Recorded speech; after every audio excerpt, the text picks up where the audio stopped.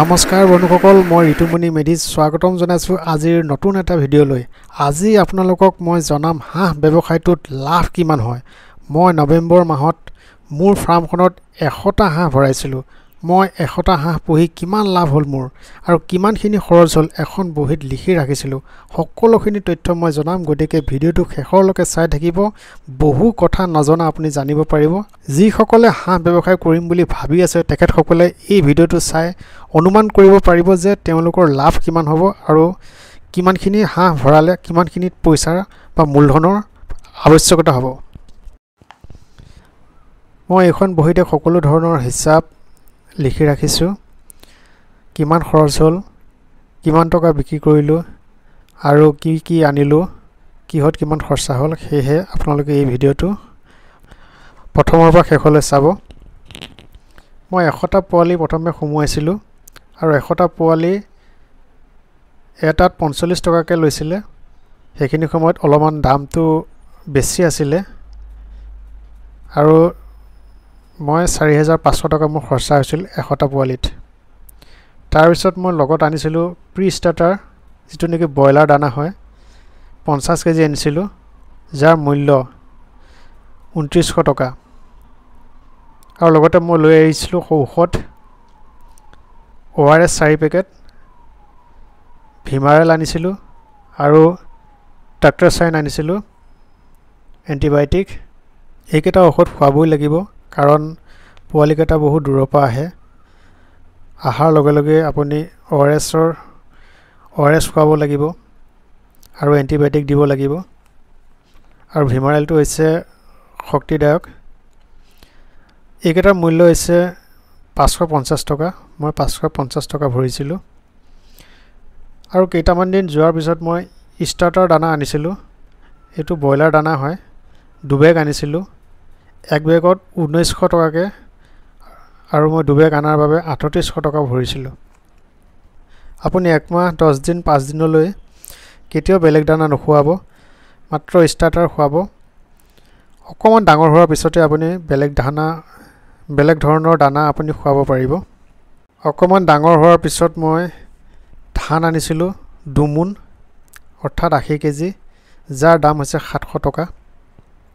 মই বড়ো ছিজনত এই ধান কিনি থৈছিলোঁ, সেই গতিকে কম দাম।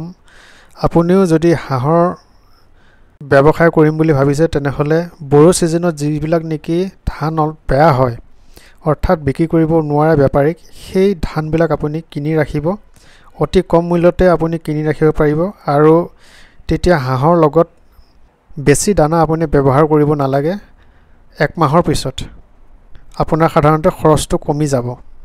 মই এই কথাটো পলমকৈ গম পালোঁ, কিন্তু আপুনি যদি ফাৰ্ম খোলে তেনেহ'লে এই কথাটো আপুনি মাইণ্ড কৰিব অলপ। তাৰপিছত মই তুঁহগুড়া আনিছিলোঁ 50 কেজি। 50 কেজি নহ'ব, তথাপিও মই 50 কেজি ধৰিছোঁ। আমাৰ ইয়াত 10 টকাকৈ পাৰ কেজি, 500 টকা। আমাৰ ঘৰত সাধাৰণতে ধান বনাই পেলাই খোৱা হয়, সেয়েহে তুঁহগুড়াও আহেই। সেই গতিকে মোৰ ইমান তুঁহগুড়াৰ প্ৰয়োজন নাছিলে কিনাৰ। তথাপি মই 50 কেজি কিনিবলগীয়া হ'ল।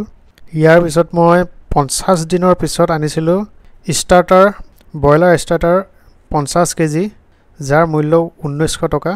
আপুনি 50 দিনমানৰ পিছত ষ্টাৰ্টাৰ দানাটো যদি খুৱাব পাৰে ব্ৰইলাৰৰ, তেনেহ'লে ইয়াৰ গ্ৰোথটো খুব বাঢ়ে, খুব ভাল হয়।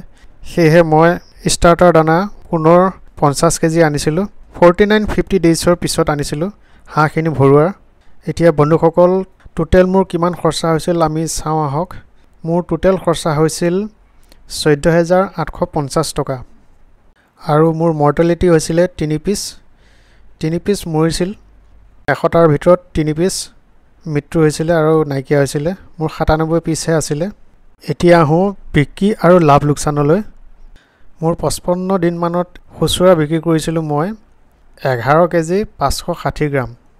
আপোনালোকে জানে যিহেতু খুচুৰাৰ মূল্য অলপমান বেছি, খুচুৰাকৈ বিক্ৰী কৰিলে দামটো অকণমান বেছি পোৱা যায়। সেই গতিকে মই ইয়াত দামটো অলপমান বেছিকৈ পালোঁ। 380 টকাকৈ মই পাৰ কেজি বিক্ৰী কৰিছোঁ। আৰু তাতে সেইখিনি সময়ত ঠাণ্ডাৰ ছিজন, খানা আৰু পাৰ্টি চলি থাকে, সেই গতিকে মই দামটো বেছিকৈ পাইছোঁ। আৰু 7টা হাঁহ খুচুৰা 11 কেজি 560 গ্ৰামত মই পালোঁ 4,370 টকা। মানে 380 টকাকৈ পাৰ কেজিত 11 কেজি 560 গ্ৰামত মই পালোঁ 4,370 টকা। ইয়াৰ পিছত দুজন বেপাৰী আহি পেলাই একেলগে মোৰ গোটেইখিনি হাঁহ লৈ গৈছিলে। পিছৰ 90টা হাঁহ মোৰ ওজন আছিলে 147 কেজি 250 গ্ৰাম আৰু বেপাৰীয়ে মোক দিছিলে 340 টকাকৈ পাৰ কেজি। অৰ্থাৎ সেইখিনি সময়ত বেপাৰীক বিক্ৰী কৰিলে, অৰ্থাৎ মই খুচুৰা বিক্ৰী কৰিছিলোঁ 380 টকাকৈ আৰু বেপাৰীক বিক্ৰী কৰিছিলোঁ 340 টকাকৈ। 340 টকাকৈ পাৰ কেজি বিক্ৰী কৰি 147.25 কেজিত ইজিকুৱেল 50,065 টকা হয়।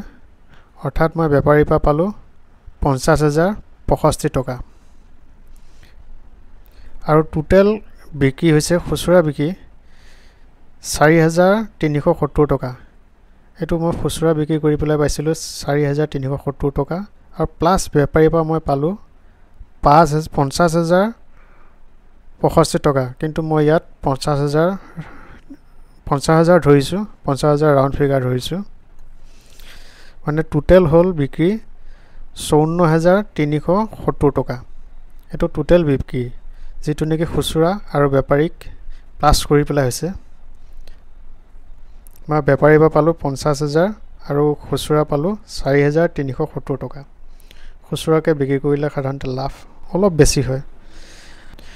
বিক্ৰী টোটেল 54,370 টকা আৰু টোটেল খৰচা হৈছিল মোৰ 14,850 টকা। এইটো মাইনাছ কৰি দিলে এতিয়া হ'বগৈ ওলাব 39,520 টকা। অৰ্থাৎ খৰচাটো বাদ দি পেলাই মোৰ টোটেল লাভ হৈছিলে 39,520 টকা। এতিয়া বন্ধুসকল, আপোনালোকে গম পালে যে 100টা হাঁহ পালন কৰিলে কিমান টকা খৰচা হ'ব আৰু কিমানখিনি টকা আপোনালোকে লাভ পাব। ইয়াতে আপোনালোকক কৈ থওঁ যে সময় ভিত্তিত এই ব্যৱসায়টো চলে। কিছুমান সময়ত আপুনি দাম বেছিকৈ পাব, কিছুমান সময়ত আপুনি দামটো অলপমান কমকৈ পাব। এই কথাটো আপুনি মনত ৰাখিব আৰু সেই অনুযায়ী আপুনি প্লেনিং কৰি চাম টু চাম আপুনি হাঁহ ভৰাব। এতিয়া আপুনি নৱেম্বৰ মাহত যদি হাঁহটো ভৰায় তেনেহ'লে আপুনি বিহুৰ ছিজনত আপুনি বিক্ৰী কৰিব পাৰিব। তেনেকুৱা ধৰণে আপুনি প্লেন বনাই পেলাই আপুনি হাঁহ চাম টু চাম ভৰাব। ভিডিঅ'টো চাই আপোনালোকে কেনেকুৱা পালে নিশ্চয় জনাব আৰু লাইক আৰু কমেণ্ট নিশ্চয় কৰিব। আপোনালোকক কিবা যদি প্ৰয়োজন হয় তেনেহ'লে নিশ্চয় কমেণ্ট কৰিব আৰু ভাল পালে ছাবস্ক্ৰাইব কৰিবলৈ কাৰণে একেবাৰে নাপাহৰিব। এনেকুৱা ধৰণৰ ভাল ভিডিঅ' আপোনালোকলৈ সদায় লৈ আহিম। আজিলৈ নমস্কাৰ।